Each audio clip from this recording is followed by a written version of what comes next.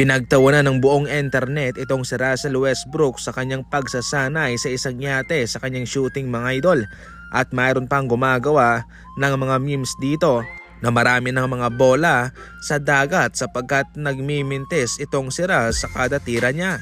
Halos umabot din po ng isang buwan bago siya makapirma ng kontrata sa isang NBA team na Sacramento Kings. Pero ngayon mga idol, tinitingala bilang best player itong si Russell Westbrook sa Kings kahit na ito'y mayroong DeMar DeRozan and Zach LaVine at Domantas Sabonis. Sa ngayon mga idol, 16 points ang kanyang ina-average para sa Kings, 7 rebounds and 6 assists per game. Almost triple-double po ito. At marami po siyang tres na naipupukol mga idol. Halos 5 attempt ang kanyang ginagawa bawat laban sa kanyang shooting na 45% sa Rainbow Country. Grabe mga idol, napakadesende pa rin po mga stats ang kanyang naibibigay despite sa kanyang edad at kung gaano na siya katagal sa NBA ngayon. At maraming nga ang nagulat mga idol sapagkat sinabihan nga siya ng Denver Nuggets na huwag na siyang bumalik sa kanila.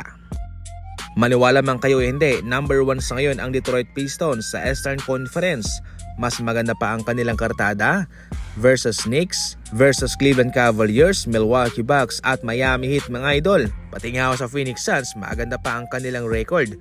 Ayon pa mismo kay DeMarcus Cousins sa isang programa niya, nakikita niyang babagay itong si Devin Booker sa team na ito sa Pistons kasama si Cade Cunningham. Mas mabuting pumunta na lang daw itong si Devin Booker sa Pistons kumpara sa manatili sa Phoenix Suns in which walang improvement. Tanging itong si Devin Booker lamang ang consistent na player sa team na yon. At yung kanilang team owner naman ay hindi masyadong mahaba ang pasensya at nagpapalit-palit kaagad ng mga player. Para sa inyo mga idol, matutulungan ba ni Devin Booker ang Pistons? Ikaw, ano ang komento mo? I-comment lang yan.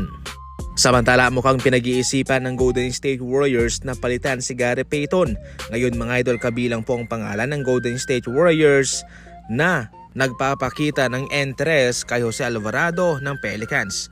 Sa ngayon mga idol, according sa report, maraming pong team ang tumatawag ngayon, nagmo-monitor sa kanyang status sa Pelicans. Ang Miami Heat, Dallas Mavericks, Celtics, Golden State Warriors, pati po ang Milwaukee Bucks. Marami kasi ngayon ang nagkakagusto sa kanyang talentong na ibibigay sa Pelicans. Yung kanyang elite na depensa, alisto ang batang ito. Siyempre kitang-kita naman yon sa kanyang mga steals na ginagawa mga idol. Yung kanyang enerhiya napakataas at yung kanyang shooting napaka on point. Ngayon pa lang nga mga idol ay kabilang na siya sa mga inaasahan na magiging mainit sa trade market. Ang Boston Celtics naghahanap ng spark player type sa kanilang bangko at nakita po nila ito kay Jose Alvarado. Napamahal na para sa Golden State Warriors itong si Gary Payton. Kaya mahirap din po ito kung ito'y kanilang papakawalan para kay Jose Alvarado. Ikaw, ano ang komento mo patungkol dyan? I-comment lang.